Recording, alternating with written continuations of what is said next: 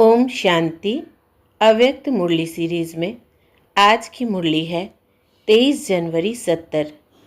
ये मुरली काफ़ी बड़ी है, इसलिए मुरली को दो हिस्से में सुनाया जाएगा। मुरली का हेडलाइन है सेवा में सफलता पाने की युक्तियाँ।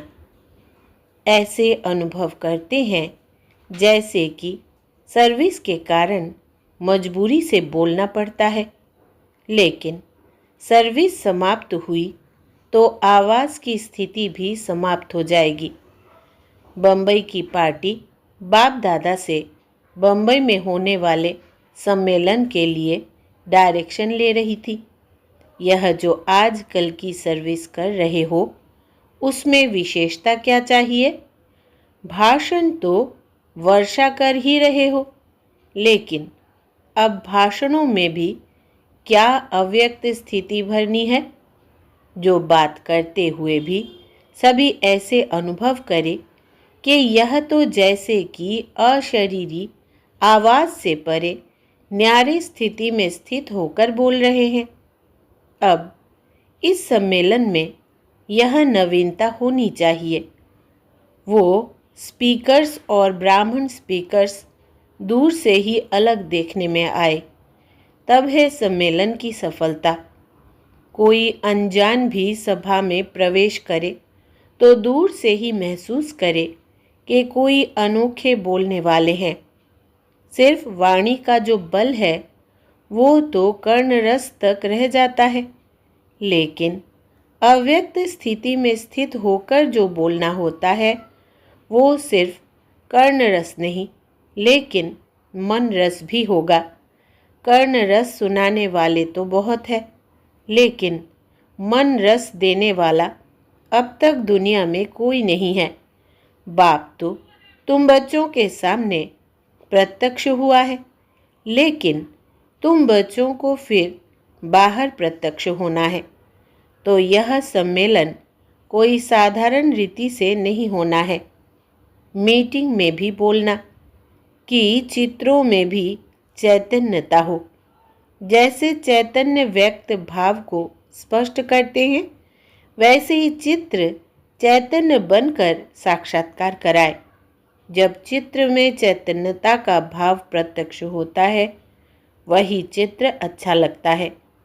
बाहर की आर्ट की बात नहीं है, लेकिन बाहर के साथ अंदर भी ऐसा ही हो। बाप दादा यही नवीनता देखने चाहते हैं। कम बोलना भी करते हुए बड़ा कर दिखाए, यही ब्राह्मणों की रीति रस्म है। यह सम्मेलन अनोखा कैसे हो, यह ख्याल रखना है। चित्रों में भी व्यक्ति चैतन्यता हो, जो दूर से ही ऐसी महसूसता आए। नहीं तो इतनी प्रजा कैसे बनेगी? सिर्फ मुख से नहीं, लेकिन आंतरिक स्थिति से जो प्रजा बनेगी उसे ही आंतरिक सुख का अनुभव कहा जाता है। आप लोगों ने अब तक रिजल्ट देखी कि जो अव्यक्त स्थिति के अनुभव से आए वो शुरू से ही सहज चल रहे हैं, निर्विघ्न है। और जो अव्यक्त स्थिति के साथ फिर और भी कोई आधार पर चले हैं, उन्हीं के बीच में विघ्न, मुश्किलातें आदि कठिन पुरुषार्थ देखने में आता है। इसलिए अभी ऐसी प्रजा बनानी है जो अव्यक्त शक्ति की फाउंडेशन से बहुत थोड़े समय में और सहज ही अपने लक्ष्य को प्राप्त हो। जितना खुद सहज पुरुषार्थी होंगे, अव्यक्त शक्ति में होंगे, उतना ही औरों को भी आप समान बना सकेंगे।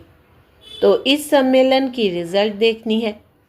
टॉपिक तो कोई भी हो, लेकिन स्थिति टॉप की चाहिए। अगर टॉप की स्थिति है तो टॉपिक्स को कहाँ भी मोड़ सकते हो। अब भाषण पर नहीं, लेकिन स्थिति पर सफलता का आधार कहा जाता है, क्योंकि भाषण अर्थात भाषा की प्रवीणता तो दुनिया में बहुत है, लेकिन आत्मा में शक्ति का अनुभव कराने वाले तो तुम ही हो। तो यही अभी नवीनता लानी है। जब भी कोई कार्य करते हो तो पहले वायुमंडल को अव्यक्त बनाना आवश्यक है।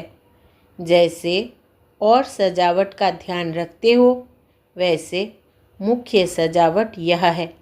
लेकिन क्या होता है, चलते चलते उस समय बाहर मुक्ता अधिक हो जाती है, तो जो लास्ट वायुमंडल होने के कारण रिजल्ट वो नहीं निकलती। आप लोग सोचते बहुत हो, ऐसे करेंगे यह करेंगे, लेकिन लास्ट समय कर्तव्य ज़्यादा देख बाहर मुक्ता में आ जाते हो। वैसे ही सुनने वाले भी उस समय तो बहुत अच्छा कहते हैं, परंतु फिर झट बाहर मुक्ता में आ जाते हैं। इसलिए ऐसा ही प्रोग्राम रखना है, जो कोई भी आए तो पहले अव्यक्त प्रभाव का अनुभव हो। यह है सम्मेलन की सफलता का साधन। कुछ दिन पहले से ही यह वायुमंडल बनाना पड़े। ऐसे नहीं कि उसी दिन सिर्फ करना है। वायुमंडल को शुद्ध करेंगे तब कुछ नवीनता देखने में आएगी। साकार शरीर में भी अलौकिकता दूर से ही देखने में आती थी ना, तो बच्चों के भी इस व्यक्त शरीर से अलौकिक देखने में आए। प्रेस कॉन्फ्रेंस की रिजल्ट अगर अच्छी है तो करने में कोई हर्जा नहीं है, लेकिन पहले उन्हों से मिलकर उन्हीं को मददगार बनाना यह तो बहुत ज़रूरी है।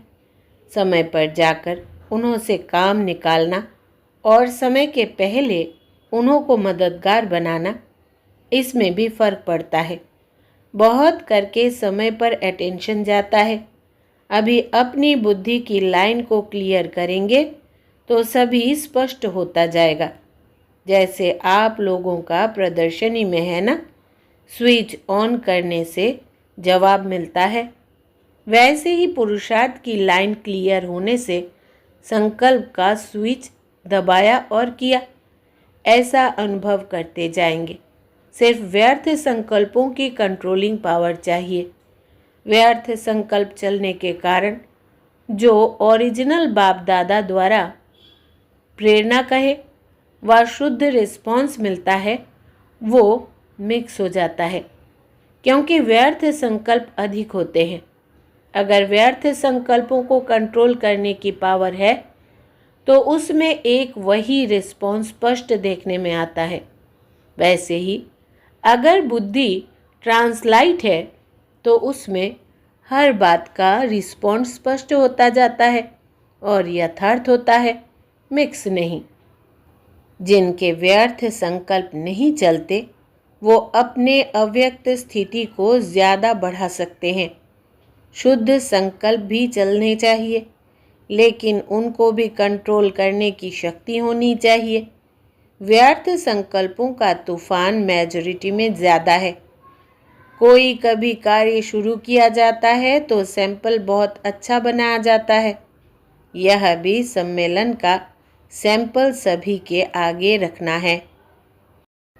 अव्यक्त स्थिति क्या चीज़ होती है इसका अनुभव कराना है। आपकी एक्टिविटी में सभी समय की घड़ी को देखें। समय की घड़ी बनकर जा रहे हो।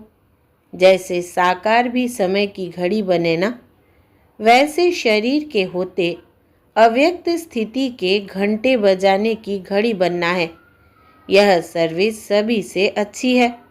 व्यक्त में अव्यक्त स्थिति का अनुभव क्या होता है वो सभी को प्रैक्टिकल में पाठ पढ़ाना है। अच्छा, बाप दादा और दैवी परिवार सभी के स्नेह के सूत्र में मणका बनकर पिरोना है। स्नेह के सूत्र में पिरोया हुआ मैं मणका हूँ, यह नशा रहना चाहिए। मणकों को कहाँ रखा जाता है? माला के मणकों को बहुत शुद्धि से रखा जाता है, उठाते भी बहुत शुद्धिपूर्वक है। हम भी ऐसा अमूल्य मणका है, यह समझना है। कोई ने सर्विस के लिए राय पूछी। उन्हों की सर्विस वाणी से न्यारी होगी, लेकिन जब चरित्र प्रभावशाली होंगे, चेंज देखेंगे, तब वो स्वयं खींच कर आएंगे। कोई कोई को अपना अहंकार भी होता है ना, तो वाणी से वाणी अहंकार के टक्कर में आ जाती है। लेकिन प्रैक्टिकल लाइफ के टक्कर में नहीं आ सकेंगे। इसलिए ऐसे ऐसे लोगों को समझाने के लिए यही साधन है। वायुमंडल को अव्यक्त बनाओ। जो भी सेवा केंद्र है उन्हों के वायुमंडल को आकर्षणमय बनाना चाहिए, जो उन्हों को अव्यक्त वतन देखने में आए। कोई भी दूर से महसूस करे कि यह इस घर के बीच में कोई चिराग है। चिराग दूर से ही रोशनी देता है, अपने तरफ आकर्षित करता है। तो चिराग माफिक चमकता हुआ नजर आए तब है सफलता। अव्यक्त भट्टी में आकर के अव्यक्त स्थिति का अनुभव होता है। यह अनुभव जो यहाँ होता है, फिर उनको क्या करेंगे? साथ लेकर जाएंगे व यहाँ ही छोड़ जाएंगे। उनको ऐसा साथी बनाना जो कोई कितना भी उस अव्यक्त आकर्षण के साथ को छुड़ाने चाहे तो भी नहीं छूटे। लेकिन परिवार को अलौकिक परिवार बनाया है, ज़रा भी लौकिकपना ना हो। जैसे एक शरीर छोड़ दूसरा लेते हैं तो उस जन्म की कोई भी बात स्मृति में नहीं रहती है ना। यह भी मर जीवा बने हो ना, तो पिछले जीवन की स्मृति और दृष्टि ऐसे ही खत्म हो जानी चाहिए। लौकिक में अलौकिकता भरने से ही अलौकिक सर्विस होती है। अलौकिक सर्विस क्या करते हो? आत्मा का कनेक्शन पावर हाउस के साथ करने की सर्विस करते हो। कोई तार का तार के साथ कनेक्शन करना होता है तो रबड़ उतारना होता है ना। वैसे ही आपका भी पहला कर्तव्य है कि अपने को आत्मा समझ शरीर के भान से अलग रहना है और औरों को भी शरीर के भान से अलग बनाना। यहाँ की मुख्य सब्जेक्ट कितनी है और कौन सी है? सब्जेक्ट मुख्य है 4: ज्ञान, योग, धारणा और सेवा। इनमें भी मुख्य कौन से है? यहाँ से ही शांति का स्टॉक इकट्ठा किया है। आशीर्वाद मालूम है कैसे मिलती है? जितना जितना आत्माभिमानी बनते हैं उतनी आशीर्वाद ना चाहते हुए भी मिलती है। यहाँ स्थूल में कोई आशीर्वाद नहीं मिलती है, यहाँ स्वतः ही मिलती है। अगर बाप दादा का आशीर्वाद नहीं होता तो यहाँ तक कैसे आते? हर सेकंड बाप दादा बच्चों को आशीर्वाद दे रहे हैं, लेकिन लेने वाले जितनी लेते हैं उतनी अपने पास कायम रखते हैं। आपका और भी युगल है। सदा साथ रहने वाला युगल कौन है? यहाँ सदैव युगल रूप में रहेंगे तो वहाँ भी युगल रूप में राज्य करेंगे। इसलिए युगल को कभी अलग नहीं करना है। जैसे चतुर्भुज कंबाइंड होता है, वैसे यह भी कंबाइंड है। शिव बाबा को अपने से कभी अलग नहीं करना। ऐसे युगल कभी देखा? 84 जन्मों में 84 युगलों में ऐसा युगल कब मिला? तो जो कल्प में एक बार मिलता है उनको तो पूरा ही साथ रखना चाहिए ना। अभी याद रखना कि हम युगल हैं, अकेले नहीं हैं। जैसे स्थूल कार्य में हार्ड वर्कर हो, वैसे ही मन की स्थिति में भी ऐसे ही हार्ड हो जो कोई भी परिस्थिति में पिघल ना जाए। हार्ड चीज़ पिघलती नहीं है, तो ऐसे ही स्थिति और कर्म दोनों हार्ड हो। जिसके साथ अति स्नेह होता है उसको साथ रखा जाता है ना। तो सदा ऐसे समझो कि मैं युगल मूर्त हूँ। अगर युगल साथ होगा तो माया आ नहीं सकेगी। युगल मूर्त समझना यही बड़े ते बड़ी युक्ति है। कदम कदम पर साथ रहने के कारण साहस रहता है, शक्ति रहती है, फिर माया आएगी नहीं। अच्छा, मुरली का बाकी हिस्सा कल सुनाया जाएगा। ओम शांति।